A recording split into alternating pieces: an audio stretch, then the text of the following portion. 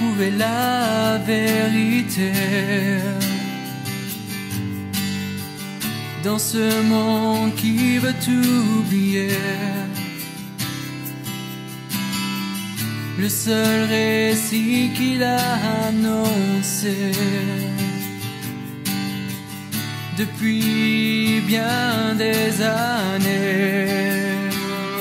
Mais il est encore temps de croire que seule la Bible offre l'espoir. Levons-nous ensemble pour voir sa puissance. Il nous suffit seulement de croire que tout ce qu'elle dit est vrai pour que notre humanité soit sauvée.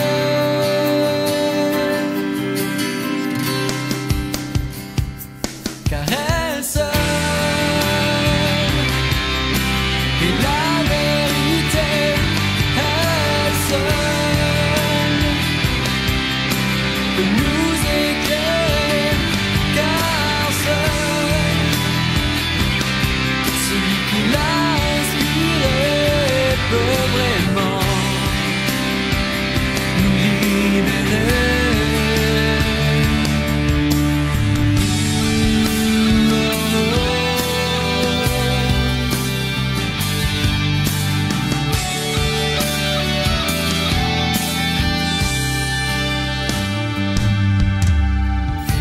De choses se sont écrites. Amen. Voilà. Alors ceci dit, je vais vous parler de la vie de Jacob. Pas de Rabbi Jacob. Vous connaissez celui-là, hein? Non.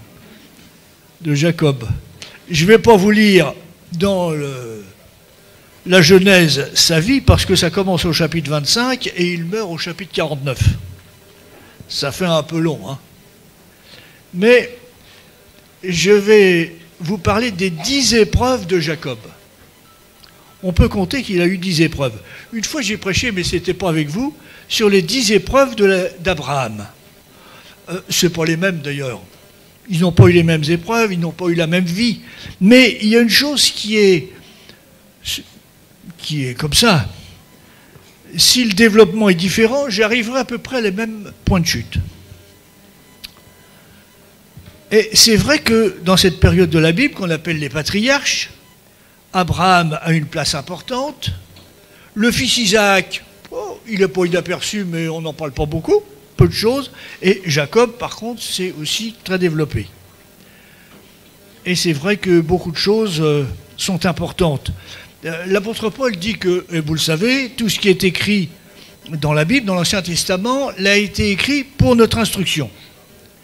Alors, c'est vrai qu'on va y trouver, pour nous, des bonnes choses.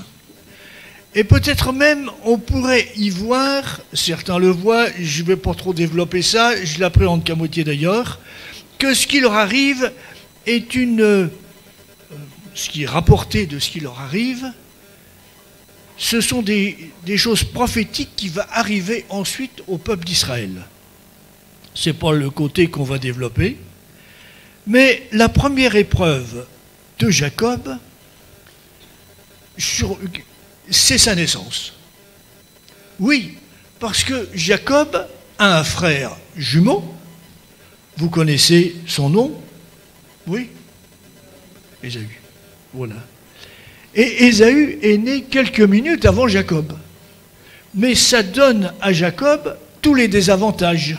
C'est-à-dire que Ésaü, quand il arrive, il est le premier, selon la coutume de l'époque, le premier, il hérite du double des autres.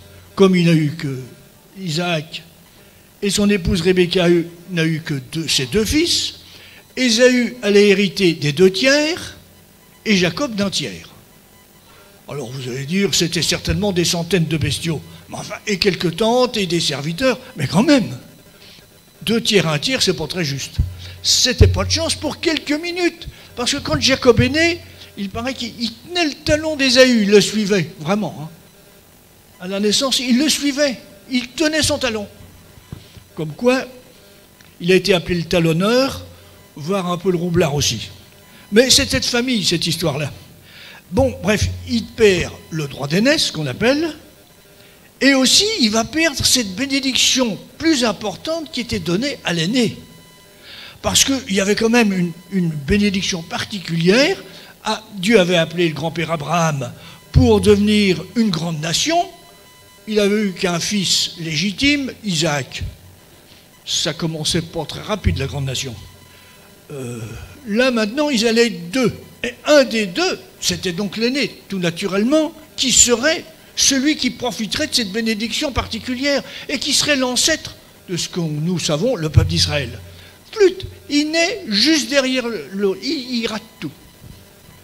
On comprend, quand on connaît la suite, on sait comment les choses se sont passées. Mais néanmoins, quand lui, il est petit, il dit, moi, j'ai pas de chance. Je suis né le deuxième, je perds tout. Et vous savez, des fois, nous, dans notre naissance, on peut dire, moi, j'ai pas eu de chance, je suis pas né dans la bonne maison. On a connu des personnes qui sont nées, la maman, elle était comme ça tout le temps, le père en prison, hop, on est placé dans un foyer, hop, on est placé dans une famille d'accueil, que de drames. Bien des personnes disent, je ne suis pas né au bon endroit. L'autre jour, j'ai entendu à la télé, c'était un Malien. Le Malien, il possède aujourd'hui une pâtisserie du côté de Rennes, enfin dans l'ouest par là. Mais il a dit, premièrement, pour aller trouver un stage, c'était très difficile parce que j'étais Malien. Ensuite, on m'a accepté, mais on m'a interdit de rentrer dans la boutique. Vous pensez, moi noir, j'aurais fait peur aux clients. Alors, on m'avait interdit de rentrer dans la boutique. Bien sûr, il dit, je l'ai fait de temps en temps. Aujourd'hui, il a une pâtisserie renommée. Mais ça a été difficile pour lui. Et moi, je connais quelqu'un qui m'a dit, moi, si je vais me présenter un travail, à côté de toi, il faudra un chou-père performant. Parce que moi, qui suis d'origine africaine, tu seras embauché avant moi. Moi, il faut que je sois plus performant que toi, sinon je n'arriverai pas à être embauché. On comprend que peut-être certains d'entre vous, vous avez connu cette difficulté. Vous dites, je serais né autrement, ça serait plus facile pour moi. On l'imagine, on le pense comme ça. Il faut se débrouiller, il faut faire ceci. On est des fois amené à dire, mais c'est difficile. C'est difficile. Et c'est vrai que, peut-être, à cause de notre naissance, simplement quand on est arrivé à Troyes, nous, il y a un peu plus de 25 ans, on a découvert la ville de Troyes, quoi. On l'avait connue, mais elle avait beaucoup changé. Et alors, si vous cherchez du travail, que vous étiez de la chapelle Saint-Luc, c'est de la chapelle Saint-Luc. Ah, il fallait dire, éventuellement, la chapelle du Bas. Là, vous aviez plus de chances d'être embauché. Mais sinon, c'était difficile. Pareil, il ne fallait pas habiter les Gertreux. C'était difficile de trouver du boulot. Des fois, là, ce n'est pas une question de naissance, c'est une question d'habitation. Donc, si vous cherchez du boulot, tu ne vas pas habiter là-bas, tu auras du mal. Il ne faudra pas donner ton adresse. Tu es bien obligé. Alors, c'est vrai que c'est des fois des circonstances dans la vie qui sont compliquées. On se dit, Seigneur, pourquoi ça m'arrive ? Et Jacob, on sait qu'il s'est débrouillé. C'était un petit malin, Jacob. C'est vrai qu'il a débrouillé, je rappelle ça rapidement, il s'est débrouillé pour racheter son droit d'aînesse. Jacob, c'était un bon cuisinier. Ésaü, pas du tout. Alors, il a fait un plat de lentilles. Je ne sais pas si vous aimez les lentilles, je ne sais pas s'il a mis une bonne saucisse de Toulouse avec, ou quelque chose de bon avec, mais je ne peux pas comprendre que son frère, il troque son droit d'aînesse contre un plat de lentilles. J'aime bien les lentilles, j'en fais souvent. Mais quand même, enfin, vous comprenez ça, vous ? Moi, je ne le comprends pas. Ni l'un ni l'autre, d'ailleurs. Mais bref, l'affaire est faite. Ce que je remarque néanmoins, c'est qu'une fois qu'Ésaü était bien mangé, il a dû réaliser la bêtise qu'il avait faite. C'était trop tard. Eh bien, il a respecté cette affaire. Il aurait pu dire, dis donc, tu m'as roulé, ça ne marche pas, hein. Moi, je disais en rigolant, je garde le droit d'aînesse, je conteste ce que tu m'as fait faire. Tu m'as roulé. Ésaü a respecté sa parole. Moi, quand je lis la Bible et que je vois qu'il a respecté sa parole comme ça, je suis franchement toujours étonné. Je dis, comment il fait ? On doit respecter notre parole. C'est important. Même quand on se fait rouler ? Bah oui. Ceci dit, vous savez très bien comment ça se passe après quand le père Isaac croit qu'il va mourir. Il est sans doute devenu aveugle à cause de la cataracte. Il pense qu'il va mourir, il veut bénir Ésaü, ses fils, avant de mourir. Il a vécu encore plus de 20 ans. Alors vous savez, quand quelqu'un dit « je vais mourir bientôt », bon. Bon. Ça, Dieu seul sait. Hein. Ceci dit, vous connaissez qu'avec sa mère, ils ont roulé le papy. Enfin non, il n'était pas grand-père, il avait déjà des petits-enfants. Ils l'ont roulé, il a béni Jacob d'une bénédiction fantastique. Ésaü, il n'avait plus rien. Mais c'est là que l'épreuve va commencer. C'est qu'Ésaü est furieux. Un, il m'a roulé sur le droit d'aînesse. Deux, il a pris ma bénédiction. Je ne dois pas me laisser faire. Dès qu'il va mourir, puisqu'il va bientôt mourir, il coupe le cou. Donc la maman qui aime bien son fils veut quand même... elle trouve un truc juste. D'ailleurs, je ne veux pas qu'il se marie avec des païennes d'ici. Il faut qu'il aille chez mon frère là-bas, qu'il trouve quelqu'un dans la famille. C'était des païens aussi. Laban était aussi un païen. Hein. Alors, mais bon, on reste en famille, quoi. Hein, c'était comme ça. Ceci dit, mais le voilà parti sur la route. Ça, c'est une épreuve. Il est obligé de se sauver à cause de toutes ces magouilles, qu'il est en danger de mort. Il part sur la route. La Bible ne nous dit pas s'il était seul ou s'il était accompagné de quelques serviteurs et de quelques chameaux. Ça, c'est pas écrit. Moi, je doute qu'il soit seul. Souvent, on le voit seul, mais je doute que la maman l'a envoyé tout seul, moi. Mais c'est pas écrit. Mais il n'a quand même pas de GPS, il n'a pas de WhatsApp, de Waze sur son téléphone. Il marche sur la route des caravanes, soit, mais quand même, c'est pas simple. Lui qui aimait bien rester tranquille dans la tente, faire à manger, enfin, une vie cool, hein, quoi. Hein. Le voilà parti à l'aventure, les routes sont quand même pas toujours très sûres, c'est pas facile pour lui, c'est vraiment une épreuve. Alors, je vous dis que je vous parlais de ces épreuves, pas de ces bénédictions, mais on peut en compter 7, comme pour Abraham d'ailleurs.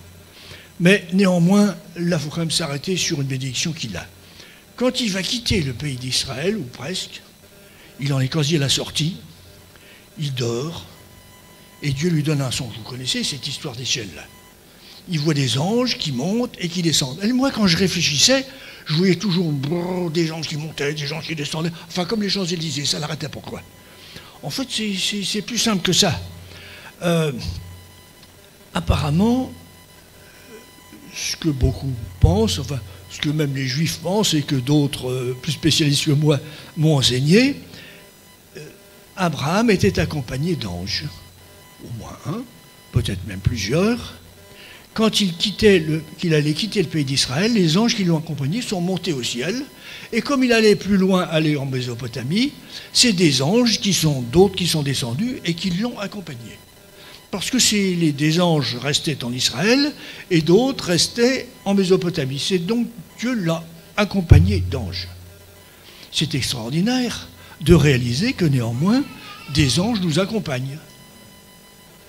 On ne les voit pas, moi j'en ai jamais vu. Je sais que des personnes ont déjà vu des anges à côté d'eux, ou dans l'église, ou que sais-je.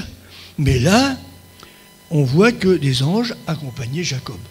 Mais on pourrait dire que les anges nous accompagnent aussi. Si vous êtes venus de loin, des anges vous ont accompagné. Je ne sais pas s'il y a eu un échange d'anges quand vous avez quitté votre pays pour arriver ici, mais tout ce qu'il y a de sûr, c'est qu'on a des anges qui nous accompagnent. C'est ce que cette parole de Dieu nous enseigne.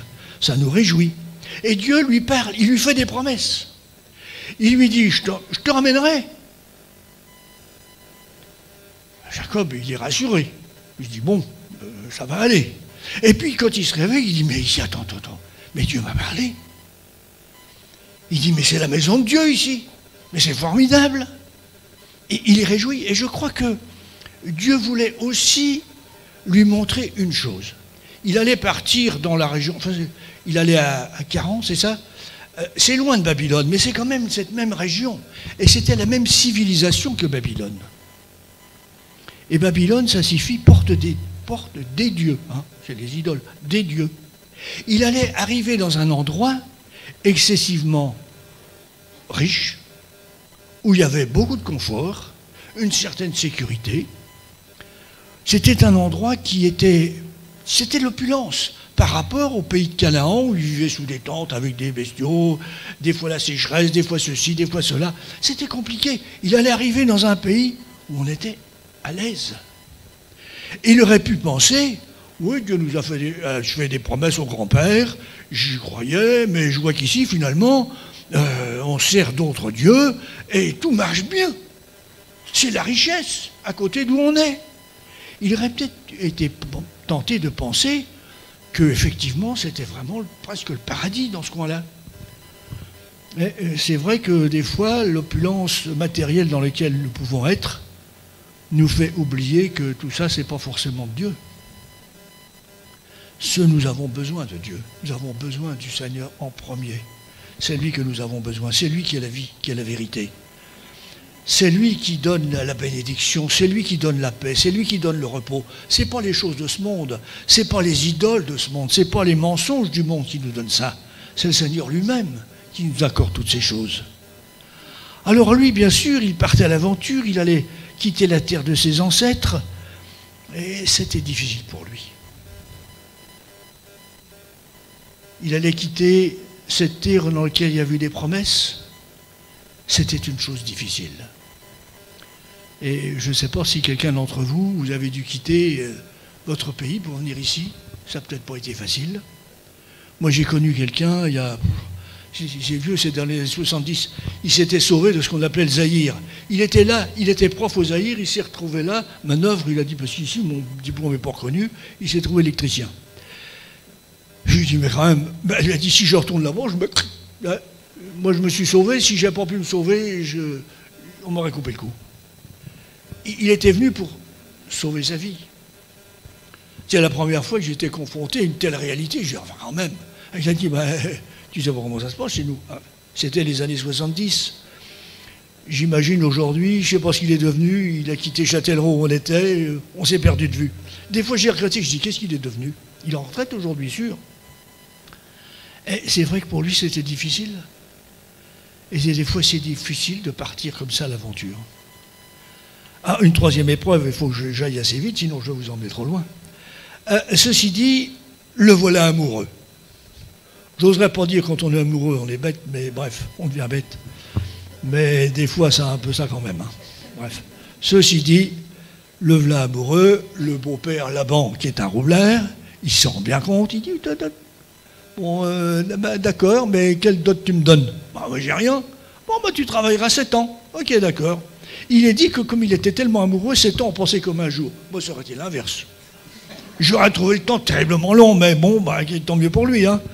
Voilà, le jour du mariage arrive, vous connaissez l'histoire, il fait nuit, il n'y a pas de lune, la nuit de noces, il n'y a pas de lune, il n'y a pas d'étoiles parce qu'il y a des nuages, c'est moi qui l'invente. Hein. Mais bref, il arrive, la jeune fille voilée, il ne voit pas que c'est pas la bonne. Il s'en aperçoit qu'au petit matin. Moi j'ai cru je pense qu'il a dû faire une crise cardiaque ou presque. Ta misère, il a dû courir chez le beau-père, ça a dû chauffer. Ah, mais chez nous on donne la première, tu veux la deuxième? Ok, d'accord, tu l'auras dans 8 jours, mais tu retravailleras encore 7 ans. Pour lui, c'était quand même une épreuve cette affaire. Puis, la grande sœur, il ne lui déplaisait pas, mais quand même, il aimait la deuxième pour la première.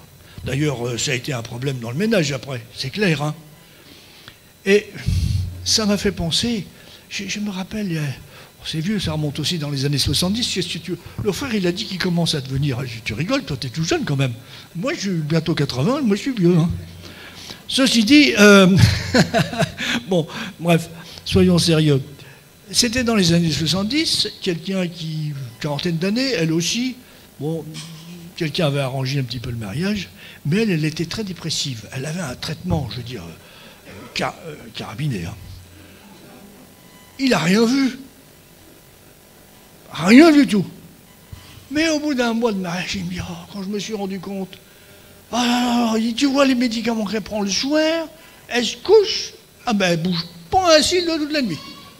Elle est entuquée de médicaments. J'ai jamais imaginé ça. Il dit, mais maintenant je suis marié devant Dieu. Hein. Ah oui. Dramatiquement, elle s'est suicidée peut-être 7-8 ans après, 10 ans après. Mais un autre ménage, elle était de la ville, elle était horlogère. Bon, c'est rare comme métier, ça, aujourd'hui, une jeune fille. Elle a rencontré ce jeune homme qui était de la campagne. Il était d'une maison, c'était sale là-dedans. un voyage ensemble, ils sont tombés amoureux, elle n'a rien vu, elle s'est mariée. Après, elle m'a dit, oh, quand j'ai réalisé dans quelle maison j'étais arrivé, et ça, c'est vrai que c'était ça de chez eux. Bah, elle est restée mariée, elle dit, maintenant je suis mariée. Bah oui, elle a eu 2 enfants, ils vivent encore, je crois qu'ils sont encore de ce monde, tous les deux, ils sont plus jeunes que nous. Mais ceci dit, c'est vrai que sur le coup, on réalise après, on dit, qu'est-ce que j'ai fait? Alors, j'ose espérer que personne d'entre vous qui êtes marié vous dites, oh là là, j'ai fait une bêtise, j'espère que ça ne vous est pas arrivé. Parce qu'une fois qu'on est marié, on est marié. Mais c'est vrai que des fois, c'est pas toujours facile. Quand on est des fois de 2 familles très différentes, il faut arriver à s'entendre. Il faut trouver le chemin, c'est pas toujours facile. Mais c'est pas impossible. Et de loin, heureusement. Parce que sinon, dans le monde actuel, oh, on s'entend pas, on va monsieur dame. Ben non. Ben non. Avec Dieu, les choses sont pas tout à fait pareilles. Hein. Heureusement d'ailleurs. Quand on connaît le Seigneur, celui qui ne connaît pas le Seigneur, oui, ok, mais nous le connaissons. Et la 4e épreuve, on va dire qu'il dit à un moment, une fois qu'il a fait ses 14 ans, maintenant je veux travailler pour quelque chose. Il est dit, Laban a changé 10 fois mon salaire. 10 fois c'est beaucoup, hein. Quoique dans la Bible, le chiffre 10 parle aussi de l'épreuve. Et combien d'entre nous, le travail, c'est quand même pas facile. Mal payé, pas reconnu. On se trouve des fois dans des situations compliquées au travail. Je connais quelqu'un qui n'a pas ses papiers, qui vit en France depuis plusieurs années.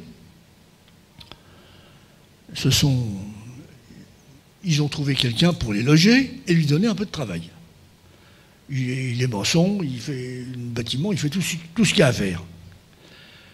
Alors il a dit, ok, je te loge, je te donnerai 60 € par jour quand je te fais travailler. Travailler 8 heures pour 60 €, vous êtes d'accord?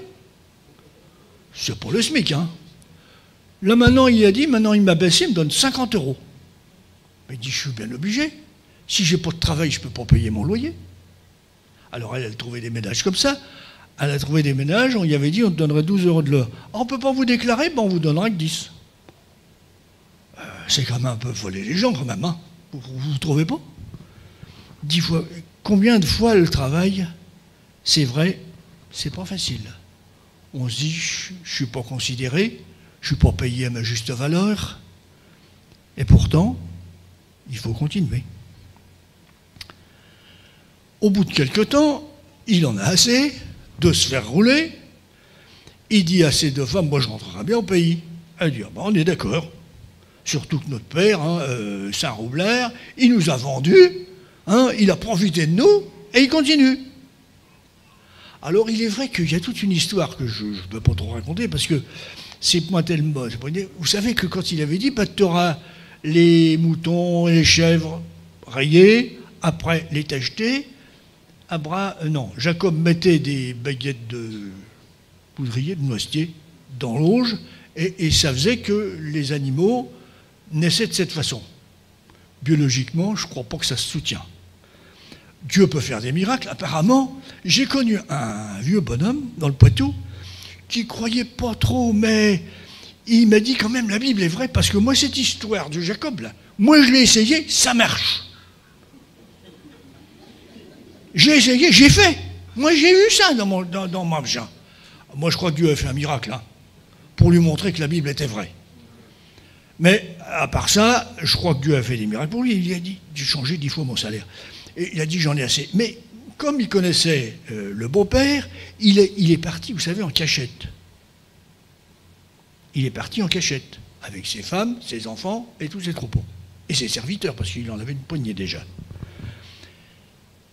Mais quand Laban découvre l'histoire, vous savez ça va être cette 5e épreuve.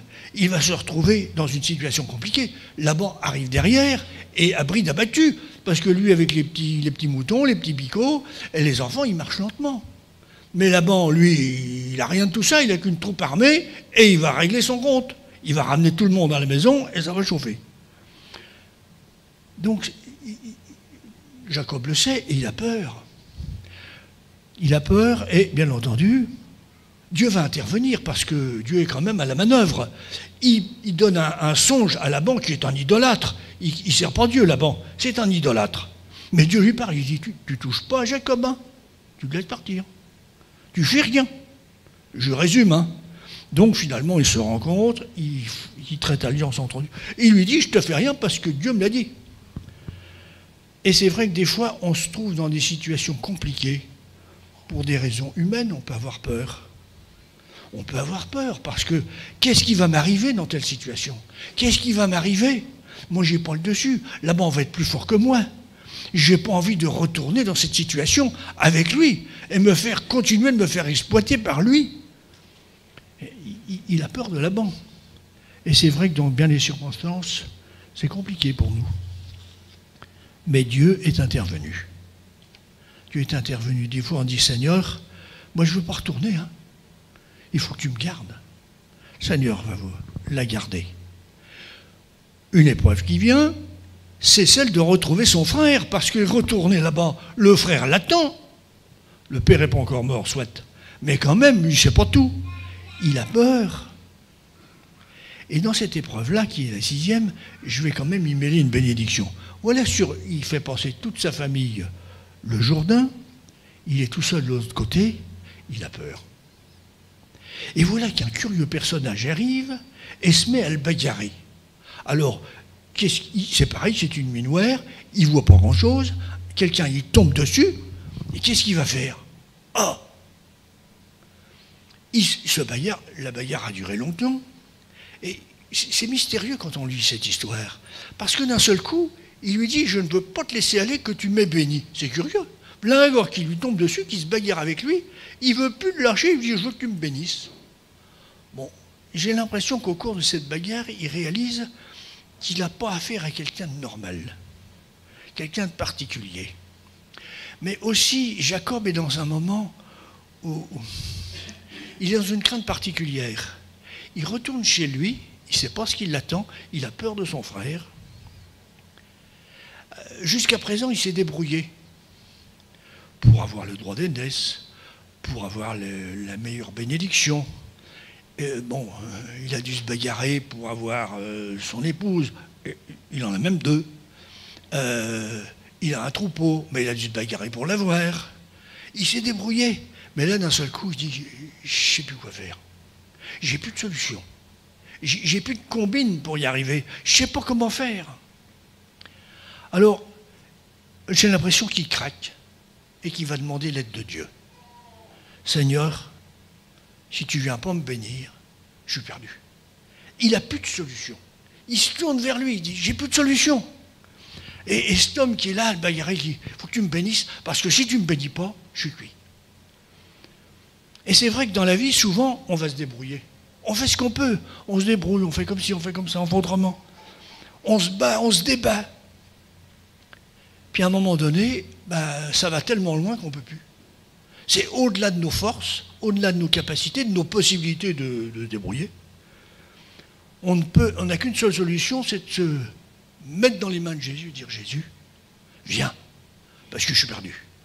Il faut que tu viennes me bénir, il faut que tu viennes me protéger, il faut que tu viennes m'aider, il faut que tu viennes me guider, me conduire, il faut que tu viennes. Viens dans ma vie, viens me donner ta grâce, ta bénédiction.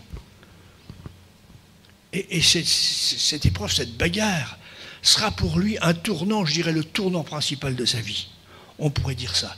Il lui donne, à ce moment-là, on pourrait dire, il lui donne tout. On viendra, on viendra là-dessus, on pourrait revenir là-dessus longtemps, parce que quand il a rencontré son frère Ésaü, qui était arrivé dans de mauvaises intentions, il allait à son rencontre avec de mauvaises intentions. Bon, il avait tout fait pour l'amadouer, ça c'est vrai, mais ça ne suffisait pas. Mais quand il l'a rencontré, il a même dit, viens chez moi. C'était pas pour lui faire harakiri, hein. Non, non, il avait changé tout à fait.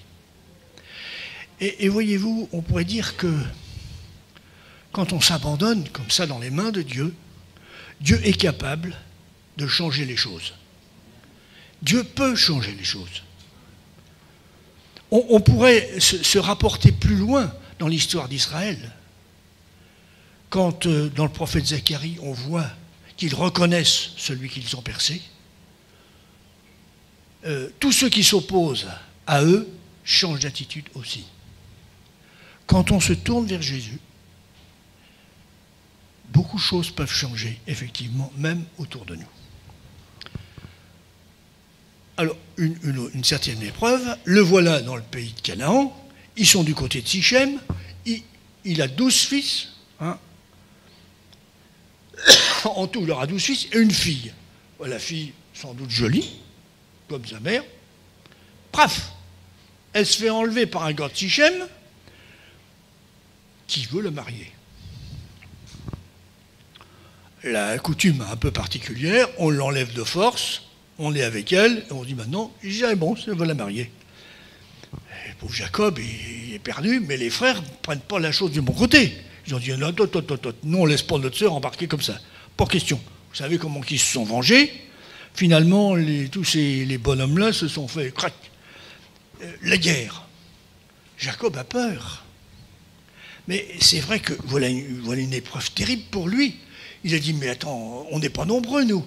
Ces gens de Sichem ont des amis dans les alentours. Ils vont tous nous tomber dessus. On va tous y passer. Il a peur, il ne sait plus comment faire. D'ailleurs, on remarque que c'est peut-être bien une des premières fois que Jacob fait un autel pour adorer Dieu. Il adore Dieu. Et il dit à tous ses enfants, bon, toutes vos idoles, là, toutes vos breloques, là, vos penditifs qui sont des idoles, on va les enterrer, on va se séparer de tout ça. Et il a cherché l'aide de Dieu dans cette épreuve. Et là, Dieu a fait que personne les a poursuivis et ils sont partis en paix.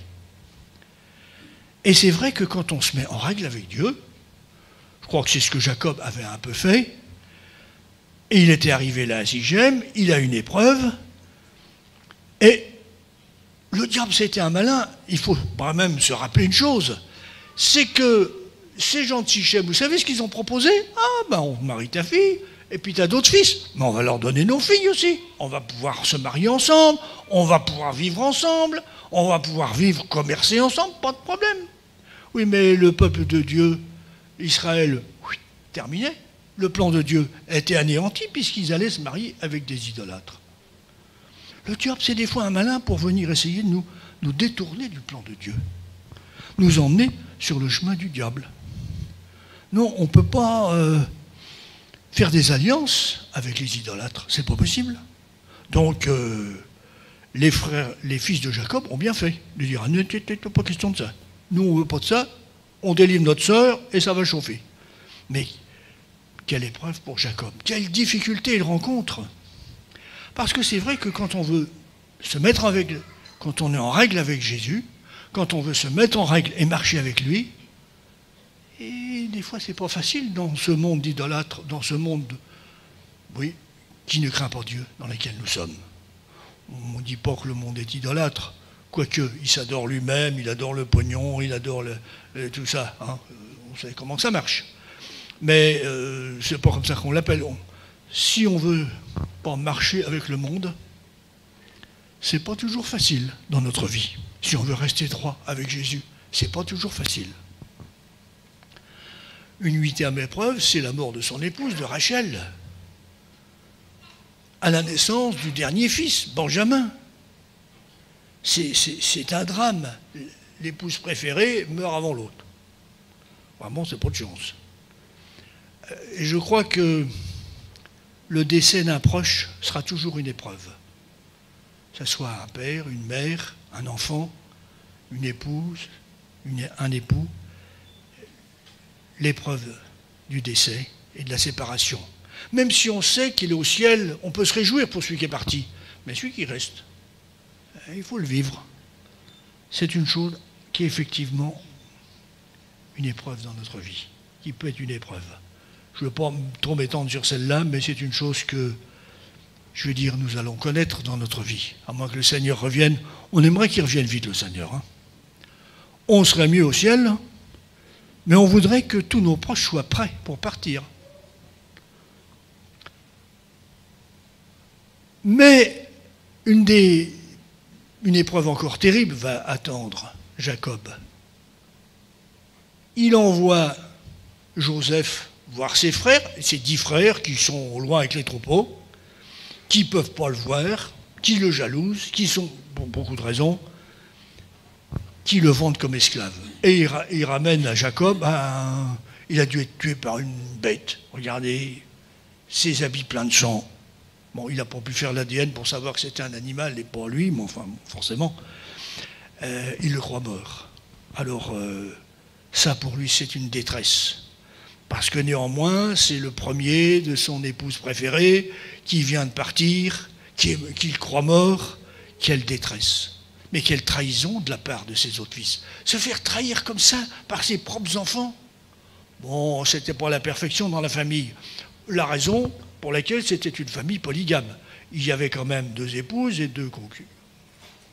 Ils étaient 4, quoi. Les enfants de 4 dans la même maison, c'est quand même pas facile, hein, sans aucun doute. Ceci dit, néanmoins, est-ce que ça les autorisait de faire ce qu'ils ont fait? Non. Mais quelle trahison. Qui, des fois dans la vie, ne s'est pas fait trahir, même par ses proches. Je ne m'attendais pas à ça de lui. Comment il a pu me faire ça?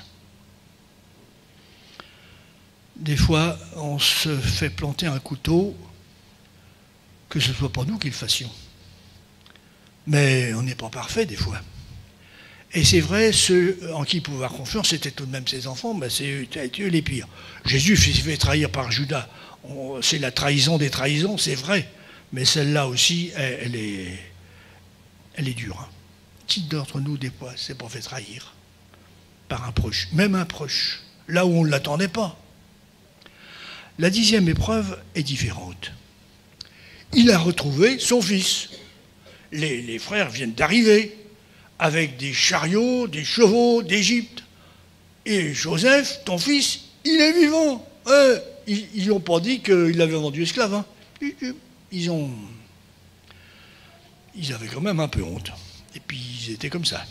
Ceci dit, il n'arrive pas à le croire. Vous lisez l'histoire, il a du mal à le croire. Puis quand il voit quand même les chars égyptiens, les chevaux et tout ça, il est bien obligé de croire. Alors il se réjouit, mais d'un autre côté, on voit qu'il a une certaine peur. C'est curieux parce que il quitte le coin où il est, il va descendre donc en Égypte, et avant de quitter, quand il est à Beersheba, dans le sud, il est dit qu'il offre à Dieu des sacrifices. Et là, Dieu lui dit, ne crains pas de descendre en Égypte. Donc on voit qu'il avait peur de descendre en Égypte. Même il était heureux de retrouver son fils, il avait la crainte d'aller là-bas. Qu'est-ce qui l'amenait dans la crainte? Est-ce que c'était quitter le pays de la promesse que Dieu avait fait pour lui et ses descendants? Est-ce que c'était aller dans un régime puissant, parce que l'Égypte était un État très puissant, les pharaons étaient puissants dans toute cette région? Est-ce que c'était autre chose?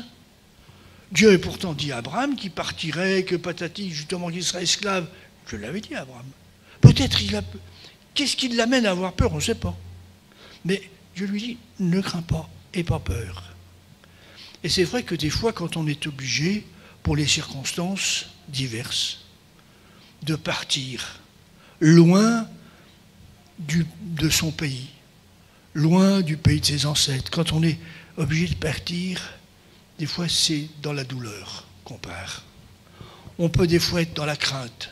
Je ne sais pas quelle est le pensée de plusieurs d'entre vous, mais je sais que plusieurs d'entre vous êtes nés loin d'ici, et c'était peut-être pas toujours facile de partir de cette façon à l'aventure. Qu'est-ce qui m'attend? Ça sera mieux, mais qu'est-ce qui m'attend? Ça sera difficile. Et il avait besoin du réconfort de Dieu, de l'aide de Dieu. Parce que c'était naturel d'être dans la peur. Mais des fois, on n'a pas le choix, il faut y aller. Et à la limite, pour lui, il n'avait pas le choix. Il voulait voir son fils, il fallait qu'il y aille. En plus, c'était la famille où il était. Donc il fallait qu'il y aille, il était obligé. Beaucoup de choses le poussaient à partir, l'encourageaient à partir, et il avait quand même peur. Et c'est vrai que des fois, dans certaines circonstances de nos vies, on est conduit à partir, on est obligé de partir, mais on a peur parce qu'on ne sait pas ce qui nous attend. Néanmoins, on ne sait pas. On a de la crainte. Et c'est vrai que des fois dans la vie, il y a des moments comme ça difficiles qu'il faut traverser. Bref, c'est vrai que le Seigneur nous aide, les uns et les autres, à rester debout au travers de ces difficultés que nous pouvons rencontrer. Et nous voyons qu'au travers de cela, Dieu veillait, et c'est son plan qui s'accomplissait. C'est le plan de Dieu qui s'accomplissait au travers de Jacob, néanmoins. On est surpris. On est surpris parce que quand vous réalisez que le peuple d'Israël devait être composé de 12 tribus, et il a fallu que Jacob, il ait 12 enfants, 12 fils. Et il les a eus de la façon dont il les a eus. Ah, on pourrait dire, Dieu pourrait faire autrement. Mais oui, mais Dieu a fait comme ça. Au travers des épreuves de Jacob, Dieu a accompli son plan. Et peut-être on pourrait dire, au travers des épreuves que vous avez connues dans votre vie, Dieu accomplit son plan aussi. Dieu est là, il veille. Et je crois que c'est quelque chose de formidable. Alors, je vous disais tout à l'heure que le chiffre 10 aussi parle de l'épreuve dans la Bible. Par exemple, il y a 10 plaies d'Égypte, puis on peut trouver 10 autres choses encore ailleurs, dans bien des endroits. J'en reviens à quelque chose de tout simple et de tout bête. L'alphabet hébreu, dans l'alphabet hébreu, chaque lettre a valeur de chiffre. Et le chiffre 10, c'est la lettre Yod. Mais je me demande si ce n'est pas une fois avec vous, j'ai prêché sur le nom de Dieu, Yod et Vavé, vous savez, les 4 lettres qui forment le nom de Dieu. La lettre Yod, qui est le chiffre 10, a aussi cette signification de la main. Alors de la main de Dieu, de la main de Jésus, on va dire. Parce que dans le nom de Dieu, Yod c'est la main, et c'est l'esprit, Vav c'est un clou. On pense tout de suite Jésus cloué à la croix, la main de Jésus clouée à la croix. C'est tout de suite qu'on va penser, forcément. On ne peut pas penser autrement dans ces significations. Les lettres ont toujours plusieurs significations, mais entre autres celle-là. Donc, dans ce chiffre 10, si Yod est la main, on pourrait dire que la vie de Jacob était dans la main de Jésus, dans la main de Dieu toute sa vie. Au travers de ces épreuves, il y a la main de Dieu. Et on pourrait dire les choses plus simplement. Pour nous, aujourd'hui, au travers de nos épreuves, il y a encore la main de Dieu avec nous. C'est une certitude. La main de Dieu est avec nous. Le Seigneur se trouve avec nous. C'est quelque chose d'extraordinaire. Rien n'est par hasard. Et nous pouvons dire que, à notre insu, Dieu veille sur nous, même si nous ne le voyons pas. Et des fois, quand il nous arrive certaines choses, on peut dire « Oh là, Seigneur, viens m'aider ». Oui, c'est normal. Mais des fois, presque, on se sent un petit peu dépassé par les événements. On dit « Seigneur, pourquoi tel parcours? Pourquoi tel événement? Pourquoi telle chose ?» Mais nous avons été et nous sommes toujours dans la main de Dieu, et ça c'est une chose importante. J'aimerais, avant de conclure, rappeler cette situation de Jacob quand il s'est trouvé, vous savez, à se bagarrer avant de passer le jour-là, avec cet homme-là où il a demandé sa bénédiction. Parce qu'il était au bout du rouleau. Pour lui, ça a été une bascule dans sa vie. D'ailleurs, Dieu lui a changé de nom. Il a dû se rappeler Israël. Ça a été une bascule importante dans sa vie. Et aujourd'hui, peut-être, quelqu'un d'entre nous dire « Moi, je suis comme ça dans la difficulté. Je suis dans la peine. Je ne sais plus quoi faire. Jusqu'à présent, j'ai réussi, mais à partir de là, maintenant, j'y arrive pas. Je ne sais plus quoi faire. Je suis acculé. Je n'ai pas de réponse. Je suis dans la difficulté.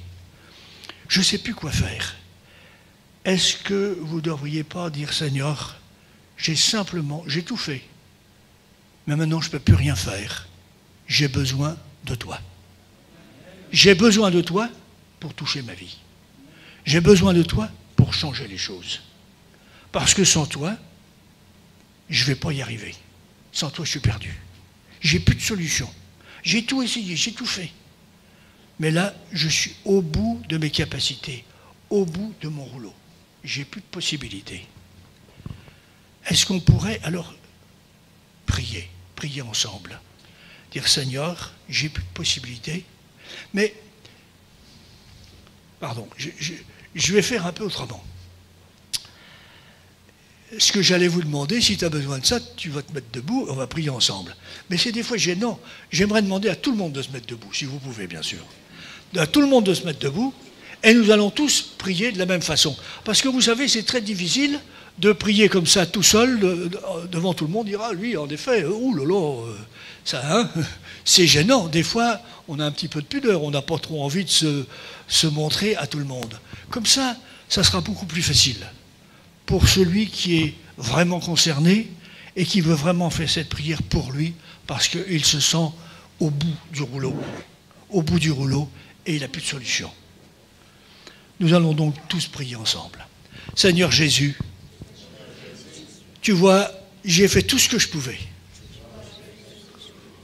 bien ou mal, mais aujourd'hui, j'ai plus de solution. J'ai plus de solution du tout. Je te demande pardon de t'avoir laissé, de ne pas avoir beaucoup compté sur toi. Pardon de m'être débrouillé tout seul. Mais aujourd'hui, je te demande ton aide. Je te demande que tu me bénisses, que tu touches ma vie, que tu changes ma vie. Seigneur, viens à mon secours. Accorde-moi ta grâce. Accorde-moi ton aide. J'ai besoin de toi. Merci Seigneur d'exaucer ma prière. Sois béni, loué et adoré. Amen. Amen. Amen.